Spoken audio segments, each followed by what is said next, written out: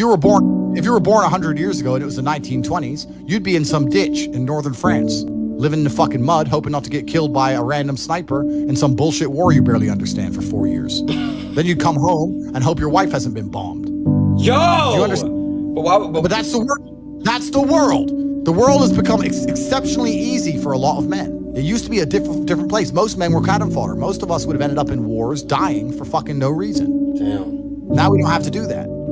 So because we don't have to do that, men think it's okay to just become comfortable now. You're not supposed to be comfortable. You were never evolved to be comfortable. You're supposed to be uncomfortable. Right. And if you make yourself uncomfortable constructively, it's very easy to be anything you want.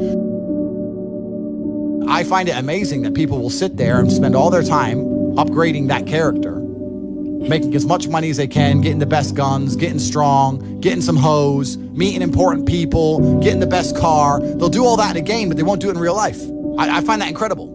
Like, my life is GTA. I don't need to play a game for GTA. If I want a gun, I'll fucking buy it. If I want a car, I'll fucking buy it. I want a bitch, I'll get her. It's me. I am GTA. I don't see why people play the games. They play the games because they're scared of loss. Because if you die in the game, you get another chance. If you lose in the game, you get another chance. In life, you get one shot. Damn, that's... But if you get some balls,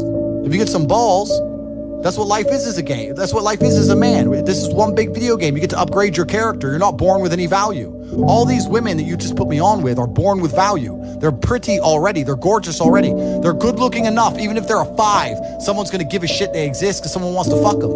As a man, if you don't make yourself valuable, you have no value. You have to get up and do it. Just like a video game, you start with fucking 0. You have to decide if you want to complete it. You have to upgrade your character.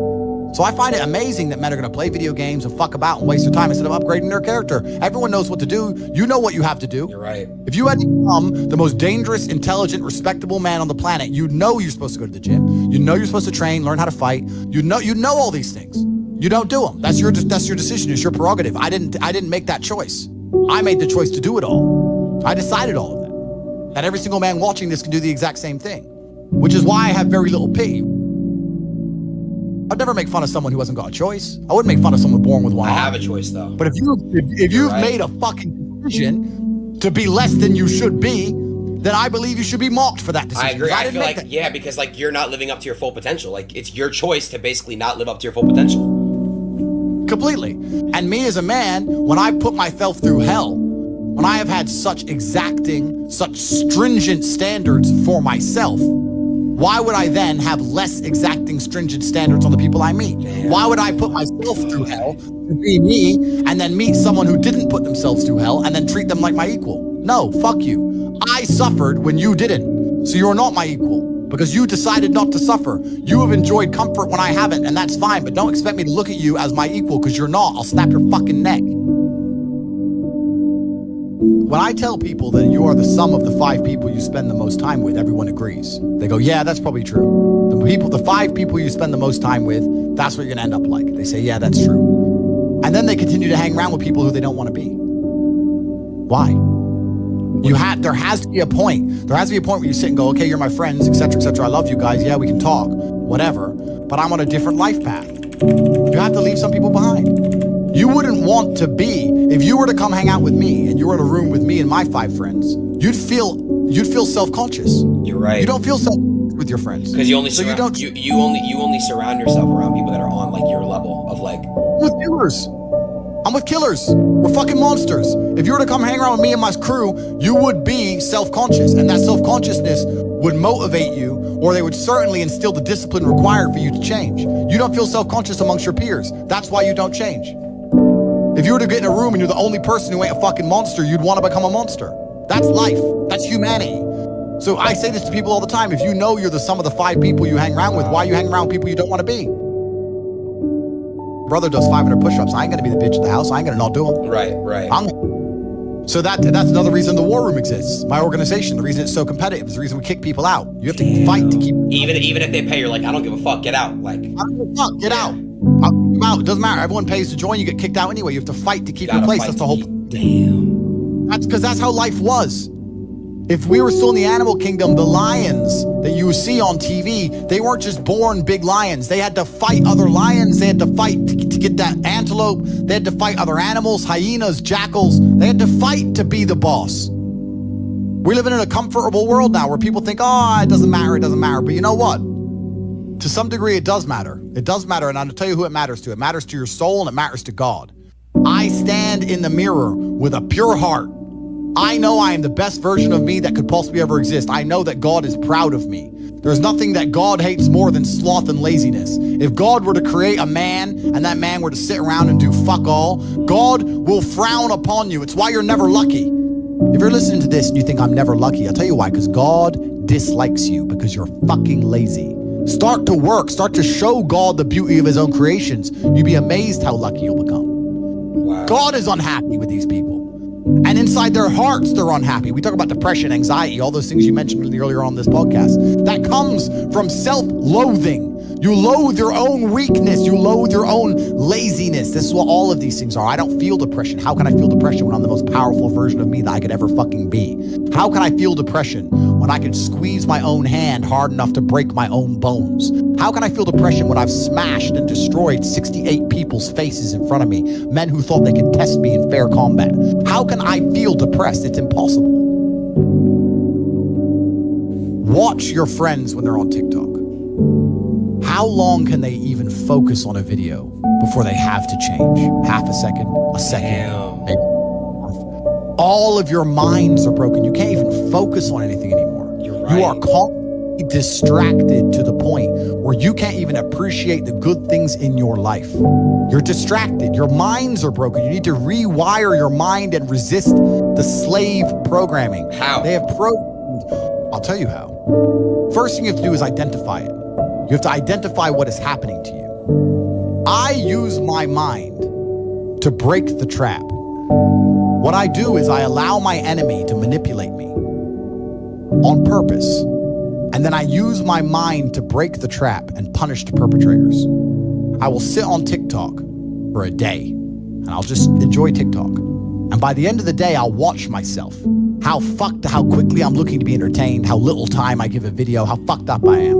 And then I'll blink and I'll cure my fucking brain. You must allow yourself to be manipulated and you must fix it.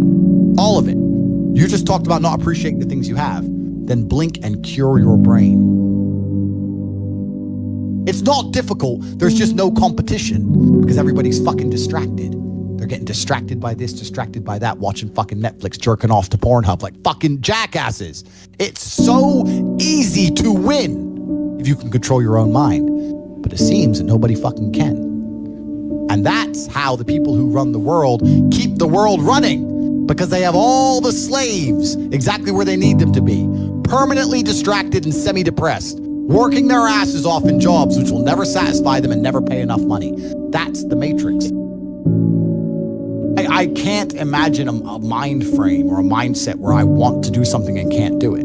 Right. So it's almost difficult for me to answer that question, because if you have that kind of mind, if your mind is so fundamentally broken that you cannot do with your own mind what you want to do, right, you know, like that, then you're just fucked, right? Life is hierarchical. There's always going to be kings and there's always going to be peasants. If you have a mind that you can't control, then you're never going to be a king. You're going to be a peasant. That's your life. You have a peasant's life ahead of you, and that's your destiny. Enjoy, right? There's always been peasants. That's life. But I believe that, the most important thing you can do as a man is to gain control of your mind. Once you have control of your mind, life is so ridiculously easy. It's so ridiculously easy. It's so easy to be in. People say to me, Tate, you're in good shape, but all you do is drink vodka and travel the world. You're never even home. You never even have a gym. How do you do it? It's ridiculously easy if you control your mind. If I decide to do 1,000 push-ups, I'll do them. Maybe I have to do them one at a time. Maybe I'll get tired. Maybe I need a break. I'm going to do 1,000 because I said I'm going to do 1,000. It's not fucking hard. Everyone knows what they're supposed to do. Once you control your mind, it's easy, right? Getting over a breakup with that bitch. You miss that girl, you're upset, you miss her with all your heart, But once you realize she's gone, if you control your mind, she's gone now. She's gone now, I'm gonna miss her. That's a shame. Off to the gym. You either control your mind or you don't. And all of these things stem from the same problem. It's something you can do. It's something that is learned. It's something that is taught. But it's something that I needed to survive. So for me, it's easy, right? It's all I've ever known. Right. But people have they don't need it to survive, so they never develop the skill. That's just how it works. At the end of World War II, when men went to Europe and saw unspeakable horrors at the end of World War II, did they all come home and need therapy, or did they all come home and get back to life? Get back to life. Because that was, everyone was taught to have a mind that they control because they needed it to survive. There's no one else. That's how life worked back then.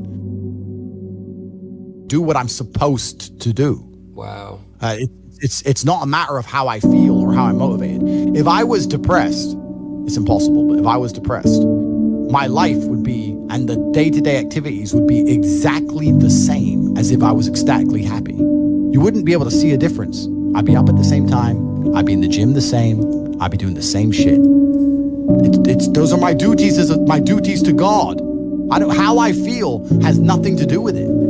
Completely unrelated. How I feel is unrelated to my duties to God. They don't change based on how I feel. They're the same.